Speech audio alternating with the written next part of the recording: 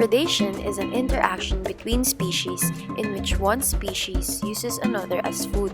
Predation influences distribution, abundance, and diversity of species and ecological communities.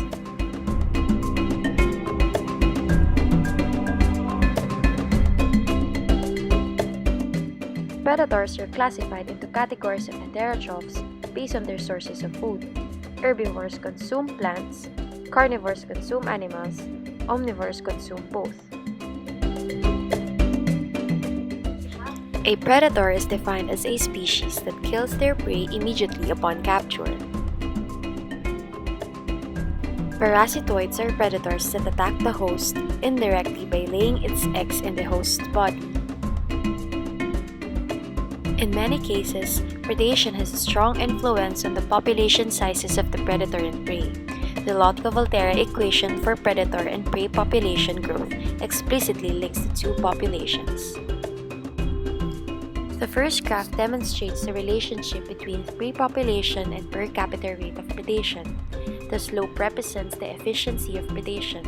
The second graph illustrates the relationship between the per capita rate of predation and per capita rate of predator production.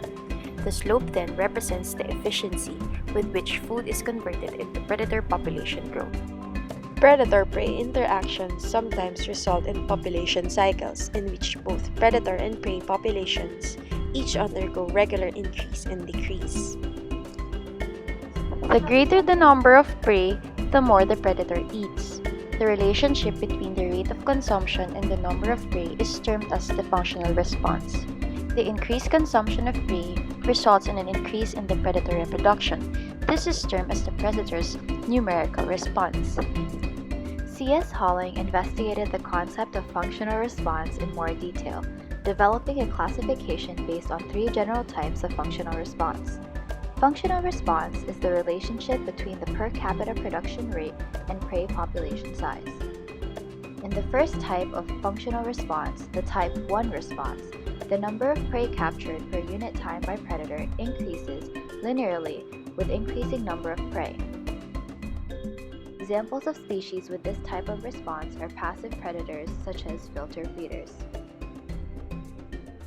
In a type 2 response, the per capita rate of predation increases in a decelerating fashion, reaching a maximum rate at some high prey population size. Lastly, in a type 3 response, the rate at which prey are consumed is low at first, but increases in an S-shaped sigmoidal fashion as the rate of predation approaches the maximum value.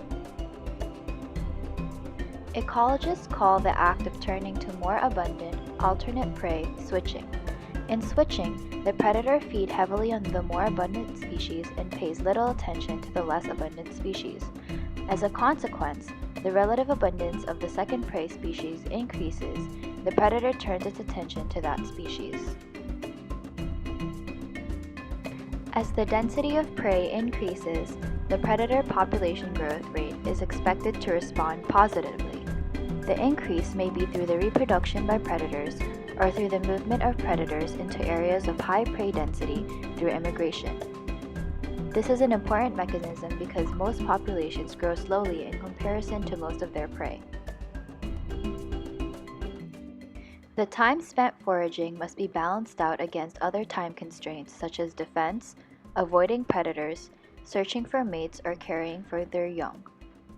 The optimal foraging theory centers on the hypothesis that natural selection favors efficient foragers, which are individuals that maximize energy or nutrient intake per unit of effort. Foraging will occur when the following questions have been answered: what food to eat, where, how long to search, and how to search.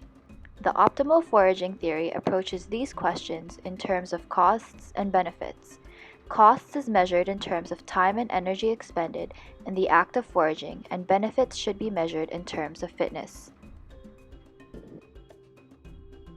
As agents of mortality, predators exert a selective pressure on prey species. A result of natural selection is that prey are smarter and more evasive.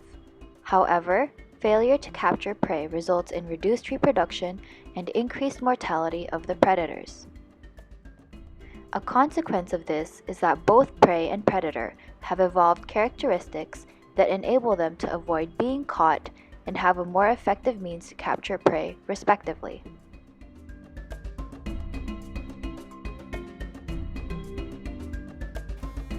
With survival of the fittest dictating every animal's chance to live, preys have evolved special characteristics to help them avoid being detected, selected, and captured by predators. Such characteristics are called predator defenses. Predator defenses fall into two broad classes: the constitutive defenses and the induced defenses.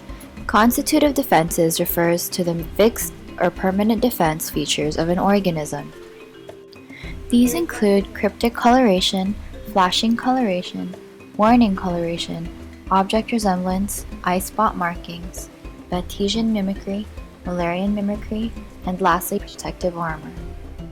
The second class of predator defenses, called induced defenses, are defenses of the prey that is brought about by the presence or action of predators.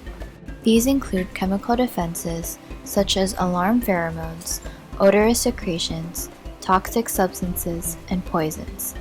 Also, we have behavioral defenses like change in the foraging behavior, distraction to plays, and alarm calls. When members of a group of prey are so abundant, the predator will not be able to eat each one, therefore resulting in members who are able to escape and grow to a less vulnerable size. This phenomenon is called predator satiation.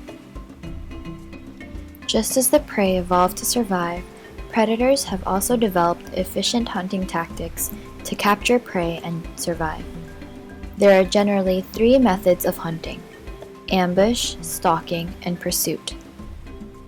In ambush hunting, the predator stays in one place and waits for the prey to come along. Stalking entails following the prey for a period of time and eventually ending it with a quick attack. Lastly, pursuit hunting involves very little search time because the predator already knows where the prey resides. For a more successful hunting, some predators also utilize cryptic coloration and deception. The ultimate source of food energy for heterotrophs is carbon fixed by plants. Therefore, for carbon to be transferred from one individual to another depends first and foremost on the interaction between herbivores and autotrophs. Herbivory is a special type of predation because it does not kill the individual they feed on. Although the individual does not immediately die, the removal of a certain plant part, such as leaf, bark, stems, roots, and sap, do affect the plant's ability to survive. Plants are sessile organisms. Thus, to avoid predation, they must adapt certain characteristics to discourage herbivores to select and eat them. Examples of structural defenses that can hinder the feeding of herbivores include hairy leaves, thorns, and spines. Herbivores prefer quality over the quantity of food. It does not matter whether the plant is abundant or not. If it is not able to provide the nutrients they need to survive, they definitely will not waste their time feeding on that plant. Knowing this, most plants contain various chemicals that reduce the ability of herbivores to digest them. These chemicals are called secondary compounds. Secondary compounds include nitrogen-based compounds, terpenoids, and phenolics. When such secondary compounds reduce digestibility and are produced in large quantities, they are referred to as quantitative inhibitors, whereas if they are toxic and present in small quantities, they are called qualitative inhibitors. Like the defenses of prey previously discussed, plant defenses may either be constitutive or induced. Interestingly, Some herbivores are capable of utilizing these chemicals for their own benefit. They have developed ways of breaching these chemical defenses, and others are able to store the plant poisons and use it as their own defenses. After learning about carnivory and herbivory, it is only essential to realize that one type of predation can only be fully understood if the other type of predation is not alluded to. The circle of life cannot be fully complete without the plant herbivore-carnivore interaction. For instance, a tiger is a carnivore whose prey is a deer. A deer is an herbivore that feeds on plant leaves and grasses. The relationship of these can be demonstrated this way. As the amount of grasses and leaves increases, the availability of food for the deer also increases. An increase in food will result to more consumption and therefore faster growth and reproduction in the deer population. With the increasing number of available prey, the tigers will also exhibit an increase in their population.